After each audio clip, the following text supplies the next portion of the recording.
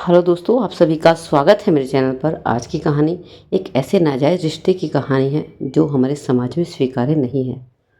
तो हम ऐसी गलती ना करें जिसे हमें पछताना पड़े। तो एक मोटिवेशन है आपके लिए। तो चलिए फिर कहानी को शुरू करते हैं। मैं रोज़ ही मंदिर में पूजा करने जाती थी। देखने में बहुत खूबसूरत थी और अपनी पूरी जवानी पर थी, लेकिन मुझ में एक कमी थी। मुझे हमेशा बड़ी उम्र के मर्द पसंद थे।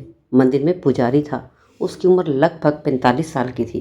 बदन से एकदम कसा हुआ था। उसे देखकर ना जाने क्यों मेरा मन मचलने लगा। पंडित भी शायद मेरी नज़र पड़ चुका था। और एक दिन मैं पूजा करने गई तो पंडित मेरा हाथ पकड़कर मुझे पीछे वाले कमरे में ले गया और फिर हम दोनों ने वहाँ पर पूरे जोश के साथ। मेरा नाम छाया है। मेरी उम्र 20 साल है। लगभग मैं जवानी की उस दहलीज पर हूँ जहाँ जवानी अपने उफान पर होती है। ऊपर से मैं बहुत खूबसूरत भी थी। मेरे घर में सिर्फ मेरी माँ थी। मेरे पापा का देहांत बहुत पहले ही हो चुका था। घर में मैं अकेली थी, तो इसलिए लाड प्यार से पली थी। मम्मी मुझे कहीं आने जाने से नहीं रोका करती थी। मेरा बीए का सेकेंड ईयर था। कॉलेज के सभी लड़के मुझ पर मरा करते थे, लेकिन मैं किसी को खांस नहीं डाला करती थी, क्योंकि मुझे अपने हम उम्र लड़के पसंद ही नहीं थे। यहाँ तक कि मेरी गली मोहल्ले में भी जितने लड़के थे सभी मुझे लाइन मारा करते थे, लेकिन मैं उनमें से किसी भी की तरफ देखती तक न थी। मुझे तो बस अपने से बड़ी उम्र के मर्दों को देखना अच्छा लगता था, जिनका बदन कसा और गठीला हो। न जाने क्यों मुझ में एक कशिश थी। हर लड़का मेरी तरफ खिंचा चला जाता था, लेकिन मैं किसी को भी घास नहीं डालती थी। अब आप इसे मेरी कमज़ोरी समझ लें या मेरी जवानी का तूफ़ान, कि मुझे इस उम्र में शायद एक मर्द की ज़रूरत थी। लेकिन इन सब से अलग मुझ में एक आदत भी थी। मैं रोज़ मंदिर जाया करती थी। उस मंदिर में पहले तो कोई पुजारी नहीं था, हमेशा खाली रहता था। लेकिन कुछ दिनों से वहाँ एक पंडित आया मंदिर में पूजा करने के लिए। लेकिन उसकी उम्र लगभग 45 साल के आसपास थी और मुझे तो इतनी ही उम्र के मर्द पसंद है। वह देखने में भी बहुत खूबसूरत था। उसका बदन एकदम कसा हुआ और कटीला था। मैं पूजा करते समय रोज़ उसे देखती रहती। मन करता उसे गले से लगाकर उसे कसकर पकड़ लूं। मंदिर में भी ऐसी भावनाओं का मेरे मन में आना कुछ अच्छी बात नहीं थी, लेकिन इतना जानते हुए भी मेरा मन डगमगा जाता था। एक दिन पंडित वही मंदिर के आंगन में लगे नलके के नीचे नहा रहा था। उसने सिर्फ एक पतली सी वाइट कलर की धोती पहनी हुई थी, जिसे पहनकर वह नहा रहा था। उसे धोती से उसका बदन साफ दिखाई दे रहा था। मैं टकटकी लगाए देखे जा रही थी और मेरा देखना शायद पंडित ने भी नोट कर लिया था। उसने पहले तो अपनी नज़र नीचे कर दी, लेकिन फिर वह छुप छुप कर मुझे भी देखने लगा। मैं अपनी पूजा ख़त्म करके घर आ गई। घर आने के बाद पूरा दिन मेरे सामने उसका वह कसा हुआ शरीर नज़र आता रहा।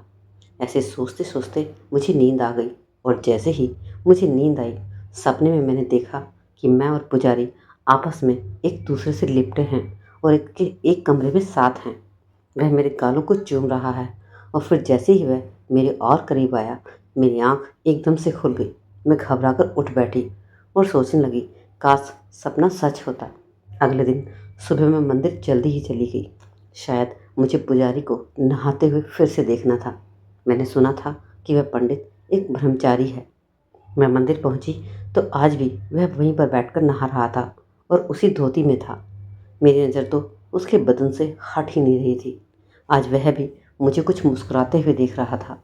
मैं थाली लेकर मंदिर की तरफ जाने लगी।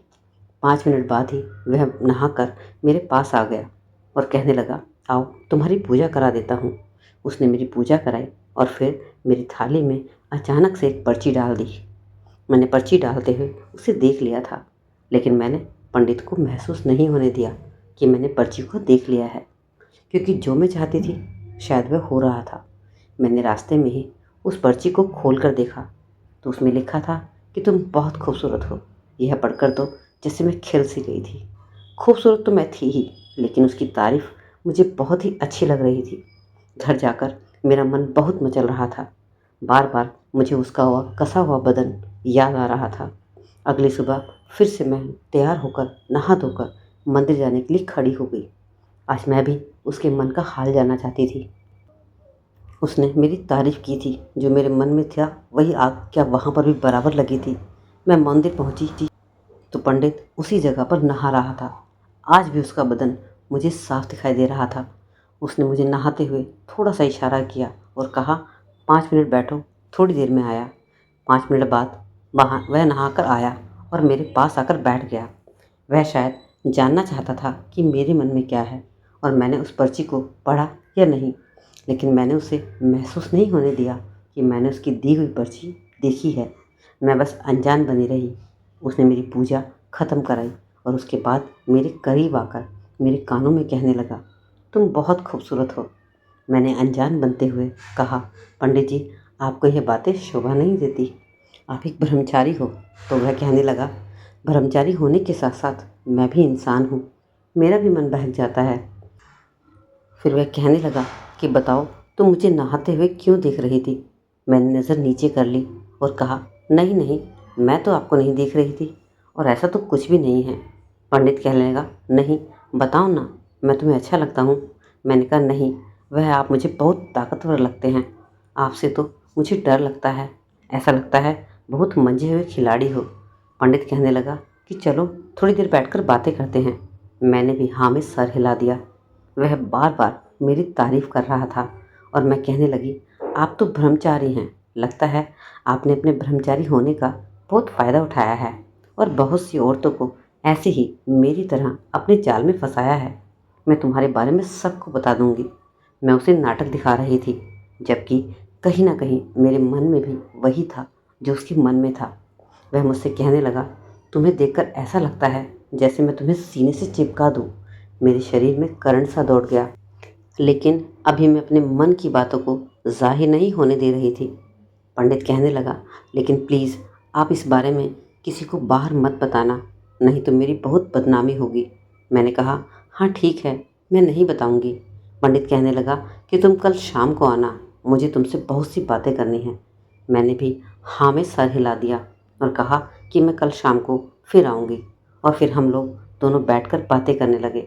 और फिर अगले दिन शाम को मैं 6 बजे मंदिर गई।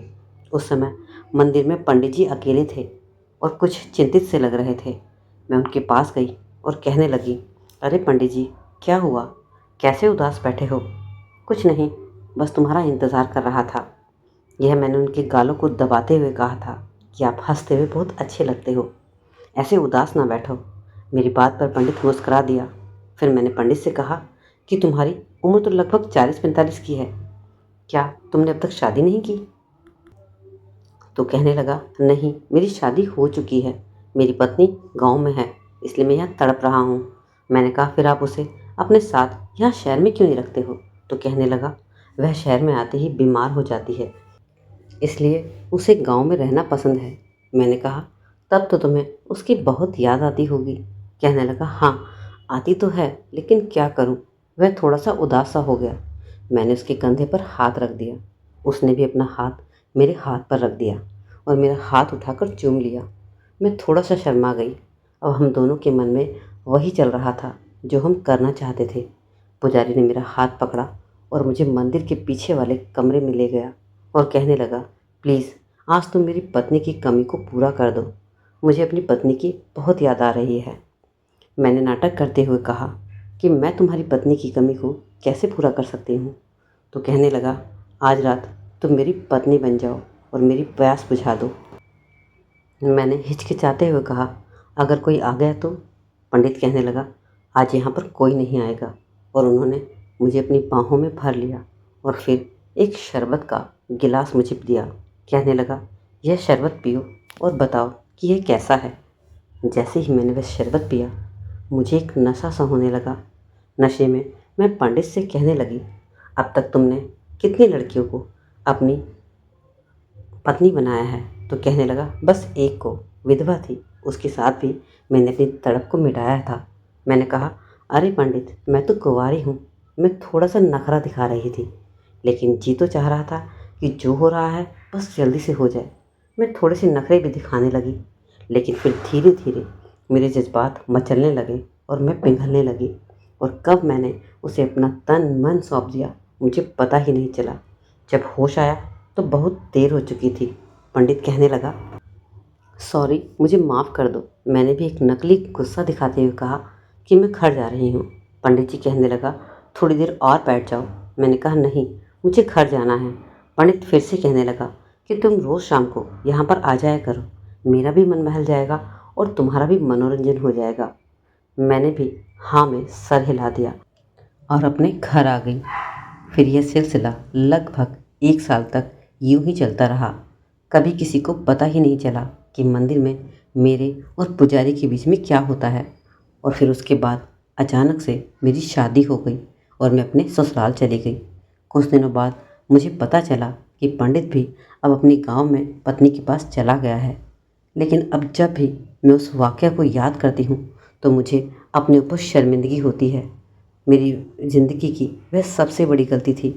जवानी हर किसी पे आती है, लेकिन उसे अपने काबू में रखना चाहिए, अपने माँ बाप की इज्जत का ख्याल करना चाहिए। अब सोचती हूँ अगर किसी को पता चल जाता तो क्या होता। मेरी पूरी लाइफ बर्बाद हो सकती थी। शायद मेरी माँ ने मुझ पर ज़्यादा ध्यान ही नहीं दिया था, मैं इसलिए भी ऐसी हो गई थी। तो माँ बाप का भी फ़र्ज़ है कि वह समय समय पर अपने बच्चों की फीलिंग को समझे और उन्हें गलत रास्ते पर जाने से बचाएं। लेकिन भगवान ने शायद मेरी कुछ अच्छाइयों का फल दिया था और यह बात किसी को नहीं पता चली। लेकिन उस बात को लेकर आज तक मुझे पछतावा है। लेकिन मैं तो अपनी जवानी की दहलीज पर थी। वह पंडित तो एक उम्रदराज आदमी था, अपने आप को एक ब्रह्मचारी कहता था। हमारे समाज में 90% ऐसे मर्द हैं जो एक औरत का किसी भी सूरत में फ़ायदा उठाने को तैयार रहते हैं और इस गलती में मैं भी बराबर की हकदार हूँ। बस आपसे यही कहना चाहूँगी, जो गलती मैंने की वह गलती कोई ना करे। तो दोस्तों, आज की कहानी आपको कैसी लगी? आपको क्या मोटिवेशन मिला इस कहानी से, ज़रूर कमेंट सेक्शन में बताइएगा। और कहानी को आपने लाइक कर दिया होगा, चैनल को ज़रूर सब्सक्राइब कर दीजिएगा ताकि आपसे मुझे मोटिवेशन मिलता रहे और मैं इस तरह की कहानी और आपके लिए ला सकूँ।